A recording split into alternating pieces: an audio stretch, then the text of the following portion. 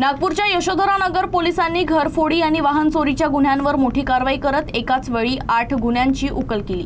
या कारवाईत 4 सराईत आरोपींना अटक करण्यात आली असून त्यांच्याकडून सुमारे 6 लाख रुपयांचा मुद्देमाल जप्त करण्यात आला आहे। शहरात वाढत्या घरफोडी आणि वाहन चोरीच्या घटनांवर आळा घालण्यासाठी यशोधरानगर पोलिसांनी विशेष मोहीम राबवली।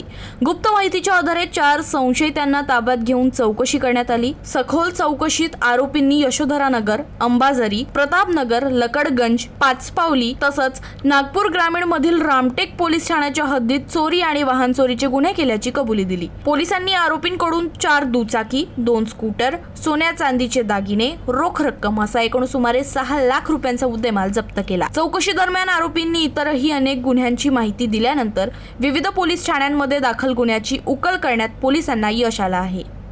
एका पाणी कामगारास चाकूने मारून जखमी केले होते, तर तो गुन्हा पण सदर आरोपीनेच केला आहे, ते पण आम्ही निष्पन्न केला असून अपराध क्रमांक 302/26 कलम 118(1) मधील आरोपी सुद्धा याच्यामधले नरेंद्र उर्फ बाली, चिंतामण बोकडे, निलेश मुरलीधर बावणे याला सुद्धा मी ताब्यात गेले आणि यांच्याकडून एकूण आम्ही 5-6 वाहनं आणि 5,98,000चा सोने चांदीचा नगदी मुद्देमाल जप्त केला आहे। या सदरच्या गुन्ह्यामध्ये आणखीन गुन्हे उघडकीस येण्याची शक्यता आहे। सदर मालाच्या बाबत आम्ही पोलीस स्टेशन नागपूर शहर आणि ग्रामीण भागात अधिक तपास करीत असून जे काही सोन्याचा मुद्देमाल आहे यांची जे काही हे निघतील रिसिव्हर निघतील त्याप्रमाणे आम्ही याच्यामध्ये अधिक चौकशी गुन्हा दाखल करीत आहोत।